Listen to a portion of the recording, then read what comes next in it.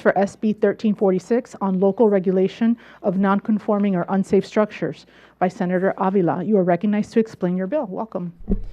Thank you, Madam Chair, and thank you, Senators. And Madam Chair, I do have a strike all amendment, if you'd like me to take that up. Yes, please take up barcode 170426.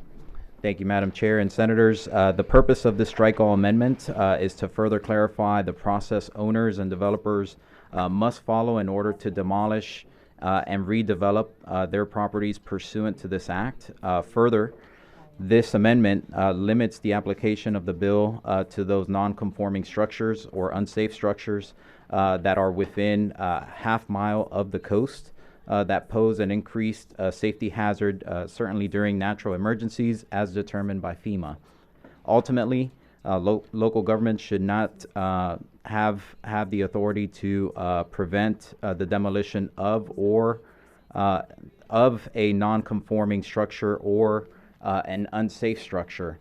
Those are certainly structures that, if they pose a threat and pose a hazard, there should be an ability to certainly demolish those unsafe structures, particularly in high hazard areas or structures that have been deemed unsafe by the local jurisdiction itself. The priority when making the decision to demolish a building should be, again, ultimately the safety of the residents and resiliency of those particular communities within that half mile of the coast.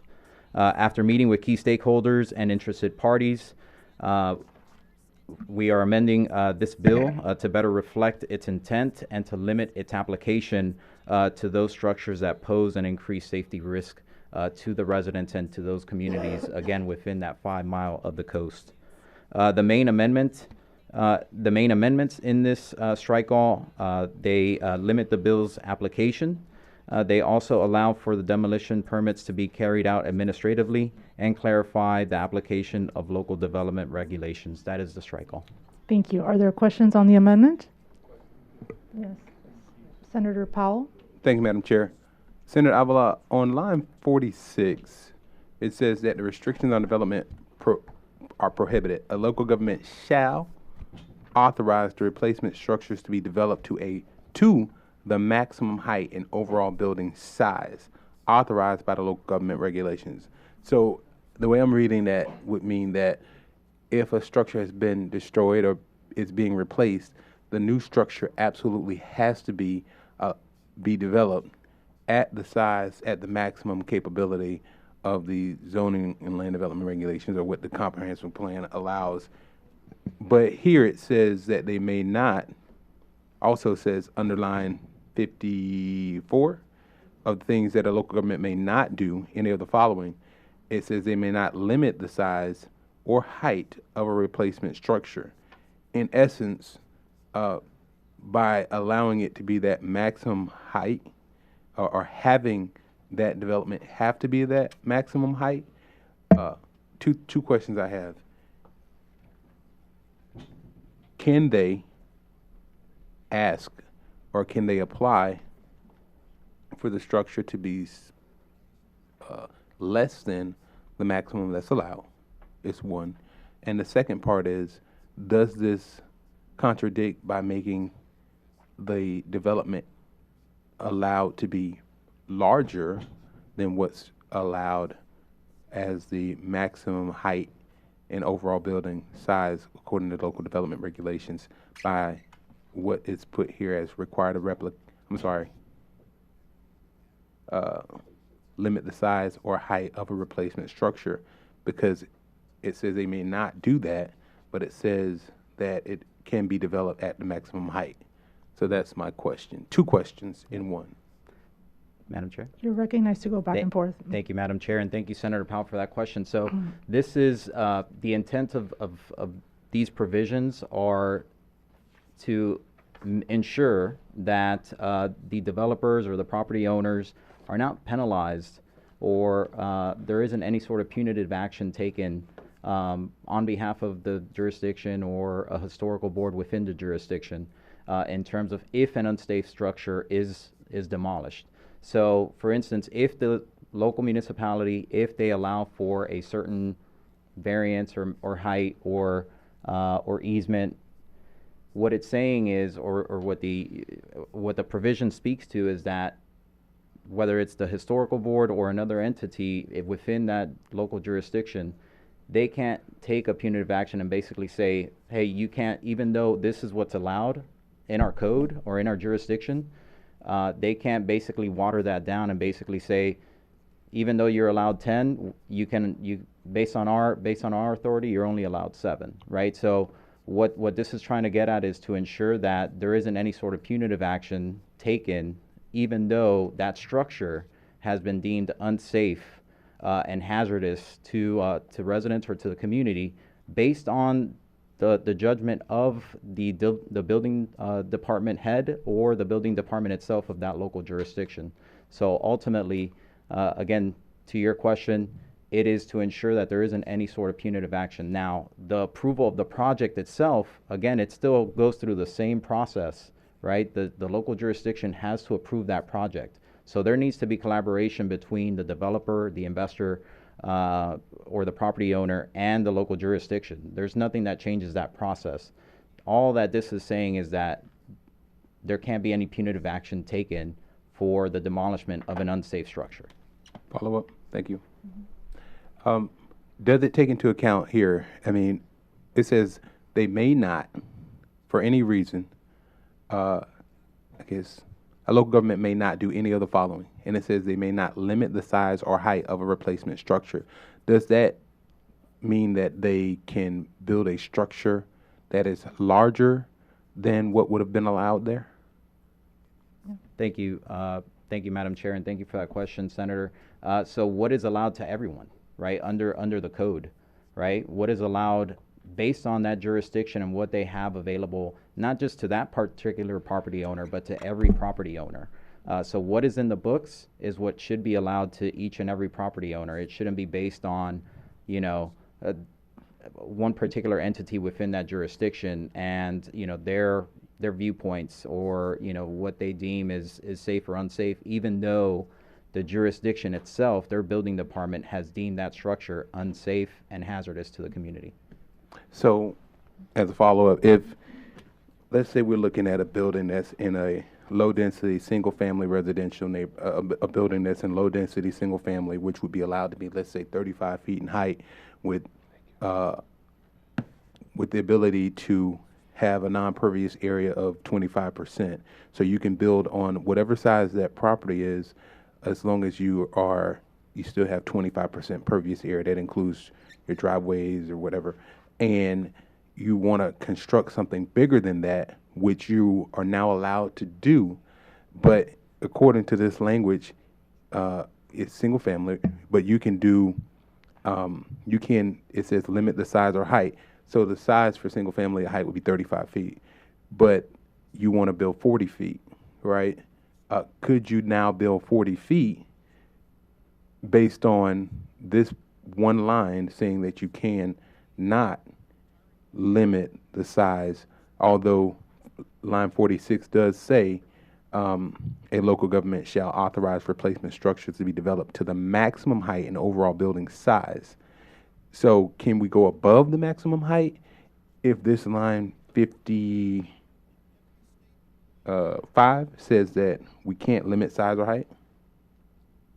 Thank you, Madam Chair. And Senator, so again, it would be up to that local jurisdiction to make that determination. It is not, that developer or that property owner would have to still go through the same process as any other property owner or developer within that jurisdiction.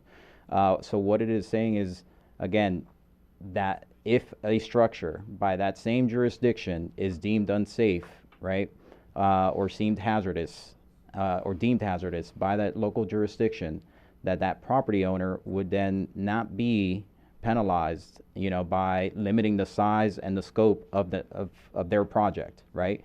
They would be allowed what is already in code or whatever it is in that jurisdiction, whatever is allowed. So that way they're not penalized in any way for doing what that local building department has said, which is, hey, this is an unsafe structure, it can be hazardous. Again, that developer and property owner would have to work with that local jurisdiction for all the other steps, right? There's still a lengthy approval process in many jurisdictions, and that local jurisdiction would certainly have a lot of influence on what that property should look like in order for it to gain final approval. This legislation is just tackling the issue of taking punitive action on a developer or property owner that demolishes an unsafe structure. Okay, thank you. Follow up with that, does it take into account, you mentioned historic preservation boards. There's a number of boards that could be involved in development of a property when it's in a city. And I think about this because these are real world things that we deal with on a daily basis in my regular life. Does this take into account mitigating factors? Because you may have a historic preservation board, but you may also have an architectural review board or other boards that are set up to make sure that whatever's constructed or reconstructed is not harmful or not developed in a manner that could be damaging for that particular project or for the area. So let's say it's an architectural review board, or it is a historic preservation board, which is probably not the one that's going to mitigate. Actually, could mitigate or determine what the height would be, but does it look at the mitigating factors that are involved in the decision to not allow a certain development? Also, if you take it before the Zoning Board of Appeals, or if a variance is required, does it look at those mitigating factors when you're trying to reconstruct or construct a development that was particularly unsafe to begin with, but you want to develop it at the maximum ability or the maximum allowable use or allowable size and height of that new zoning designation? Thank you, Madam Chair and Senator. So, you know, and by the way, this bill in no way, shape, or form is trying to, you know, sort of do away with, you know, some of that historical value that is there in a lot of these structures. But the problem really lies in a lot of these structures, particularly within that 5-mile radius of the coastline, with all that salt, right, with, you know, all of those conditions, with certainly withstanding a lot of hurricanes over the years, a lot of these structures have really become unsafe and have been deemed unsafe and hazardous to the community. Now, that is a judgment of that local jurisdiction and that building department within that jurisdiction. Now, some of these jurisdictions have given a good deal of autonomy to and influence to, you know, some of the other stakeholders in terms of historical boards and other boards that you mentioned. Again, what this bill seeks to do is to ensure that those developers and those property owners are not penalized in any sort of way for the demolishing of an unsafe structure. What I've gathered from my conversations with the various stakeholders is that a lot of these property owners and developers, they are trying to save bits and pieces of those structures to the best of their ability to incorporate that into their designs in order to preserve that, you know, that history, right?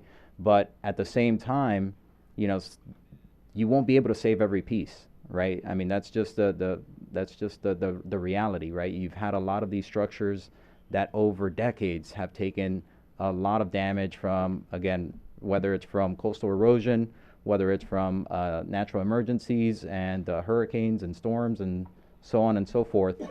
They've taken on a lot of damage, and they've become hazardous to the community and to the residents. So in order to make sure that we don't have another catastrophe, you know, these developers and property owners should be able to demolish a building if it is deemed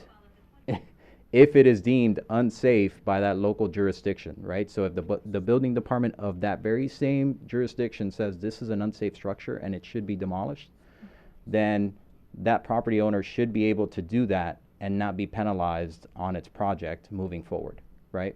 And the process is still in place, right? That property owner and that developer has to go through to seek approval for that project.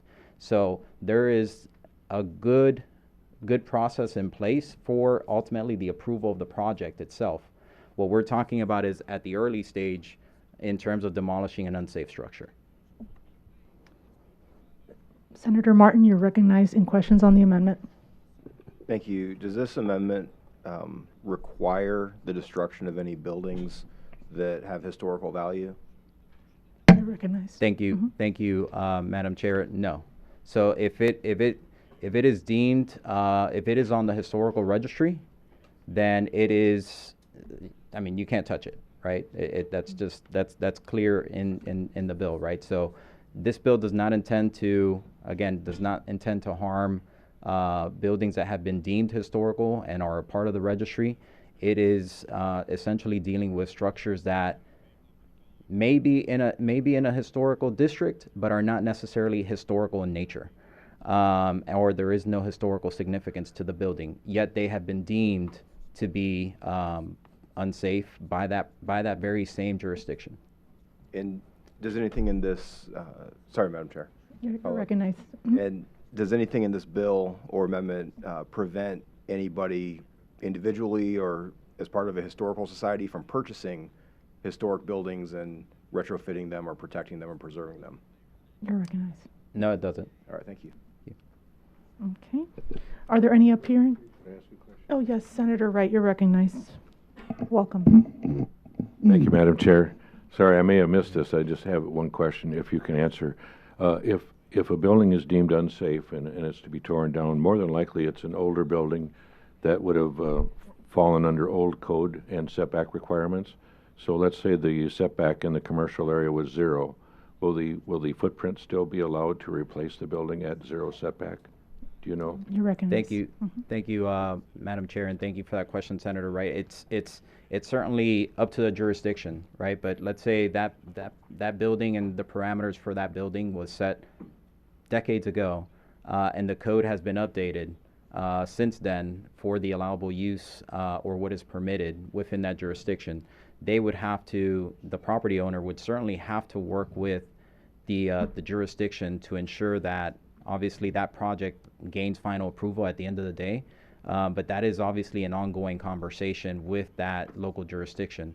What the bill speaks to is that, you know, if the allowable use is 10 feet, you know, let's say, right, they can't be given 5 feet because an entity within that jurisdiction, you know, is obviously not in line with what the building department has said, which is that building, that structure is unsafe and hazardous to the community.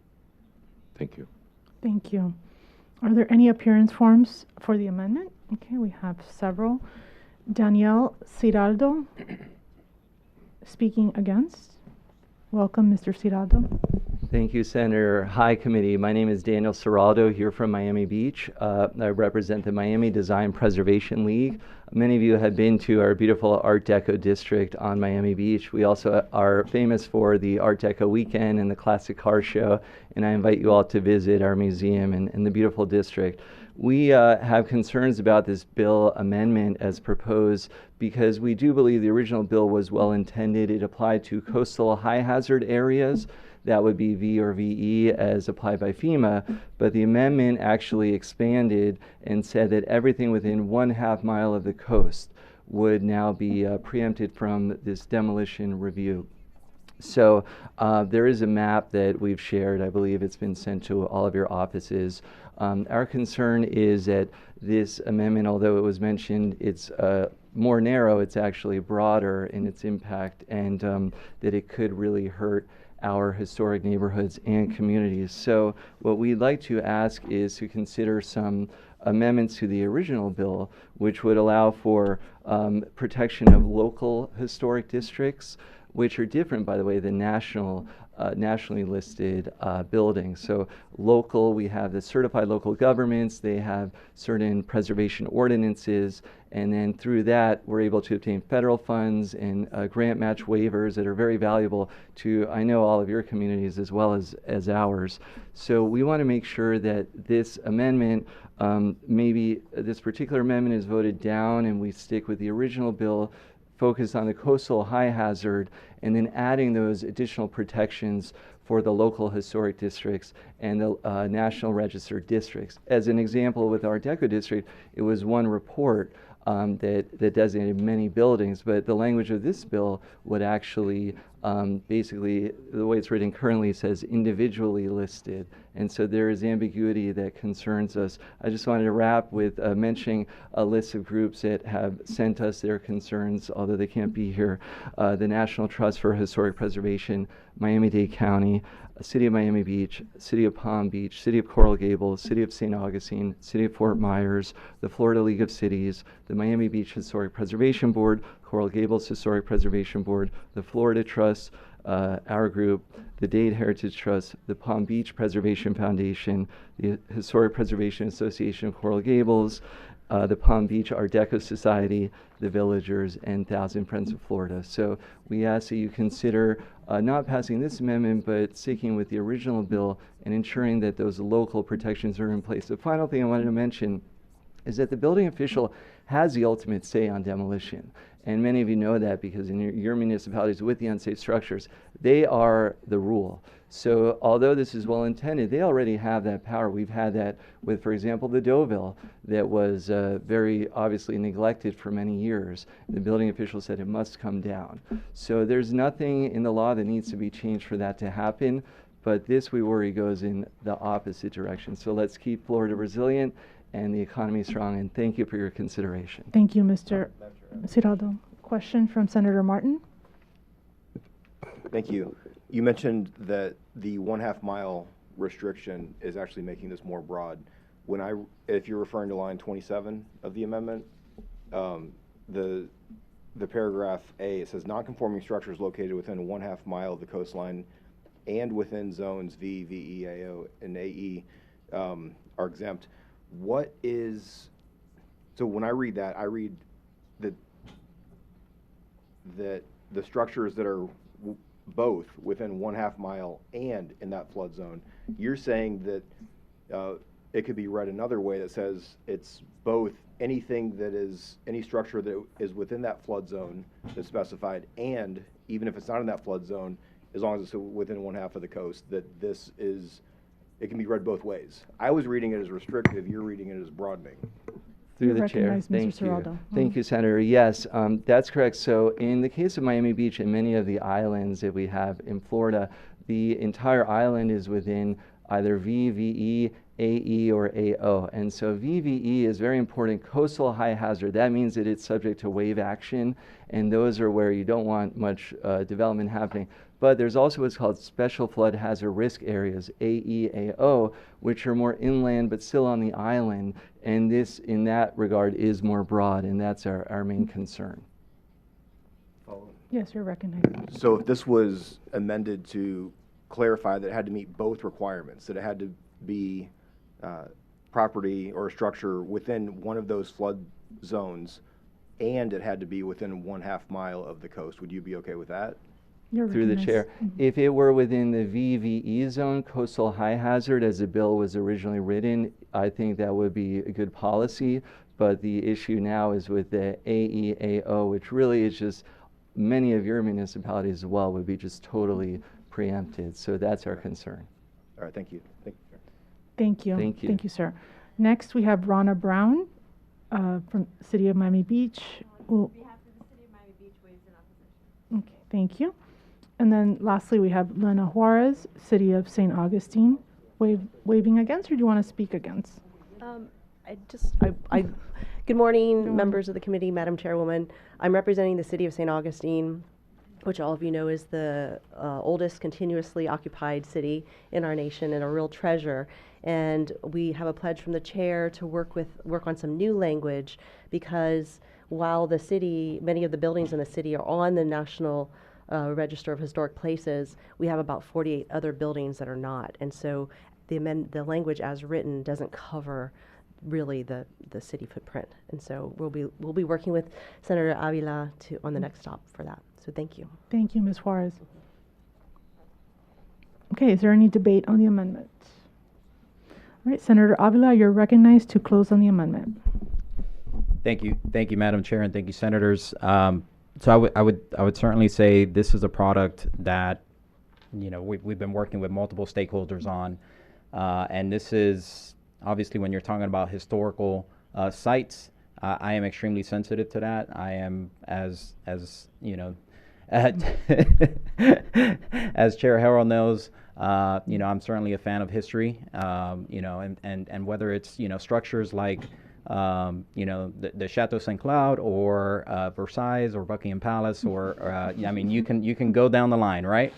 Or whether it's, you know, Machu Picchu, right? History should certainly be preserved.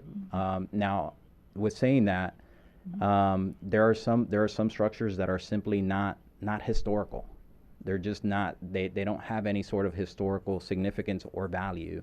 And those structures, when they become hazardous, when they are deemed unsafe to the public, they should certainly be. And this does nothing to change the local procedure in terms of a local jurisdiction deeming a building as unsafe or hazardous. That local building official has that authority. This changes nothing in that authority.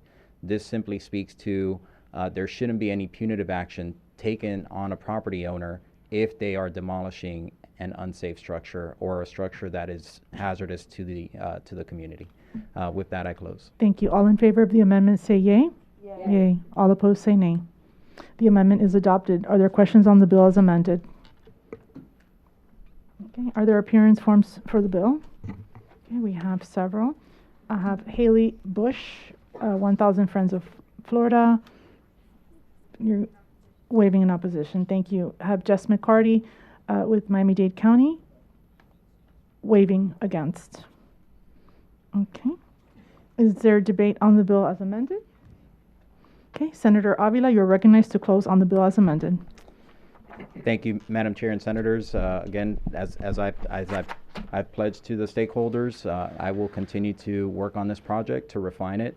The intent of this bill, as I mentioned before, is not to damage any structure of historical value or significance. If it is on the historical registry, this bill cannot, or no provision in this bill can touch that, right?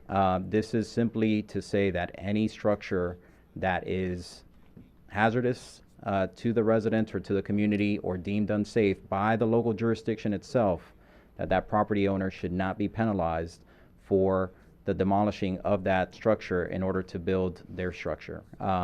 Again, every single property owner would have to go through the same process for approval of that project, right? So ultimately, that local jurisdiction has the influence and has the authority to curve that project to their liking and to fit their local jurisdiction how they see fit. So this bill does not tinker with that process. That process is in place. This bill speaks to the demolishing of an unsafe structure and one that is deemed hazardous by that local jurisdiction, and I urge your favorable support. Thank you. Kim, please call the roll on CS for SB 1346. Senator Albritton? Yes. Senator Martin? Yes. Senator Mayfield? Yes. Senator Polsky? Yes. Senator Powell? Yes. Senator Stewart? Yes. Senator Wright? Yes. Senator Harrell? Yes. Chair Rodriguez. Yes, by your vote, CS for SB 1346 is reported favorably.